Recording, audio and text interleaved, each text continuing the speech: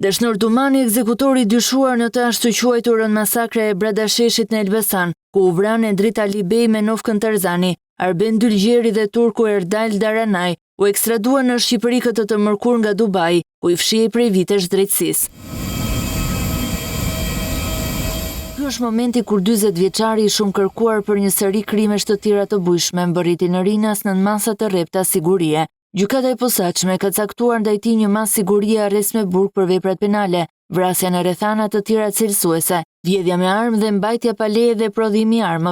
armëve shpërthyese dhe municionit, kryer në kuadër të organizatës kriminale. Krahas rolit të ekzekutorit në masakrën e Bradasheshit, pjesë e një sage krimesh të shtrira në disa qytete të vendit, Dashnor Dumani akuzohet se është një nga personat që mori pjesë në grabitje në muajin prill 2019 në aeroportin e Rinasit, ku u hodhën gati 4 milion euro. Gjithashtu 40 vjeçari është dënuar nga gjykata e Durrësit në vitin 2016 me 4 vjet e 4 muaj burgim për armbajtje, dënim nga i cili ka mbetur për të vuajtur dhe 1 vit e 4 muaj burg. Ende është e paqartë nëse Dashnor Dumani do të pranojë të flasë ose jo për krimet e kryera, njësoj siç bëri vëllai i tij Nureddin Dumani, i cili u kthye në bashkëpunëtor të drejtësisë, duke dhënë detajet e rëndësishme në një sër ngjarjesh kriminale të pazgjedhura prej vitesh në vend. Në të njëjtën ditë dhe nga i njëjti destinacion me pranga erdhi dhe Armis Stafa. Ai rezulton të jetë kushëriri i vëllezërve Franc dhe Hajdar Bako ose Çopja dhe akuzohet nga SPAK për pastrimin e parave të grupit kriminal.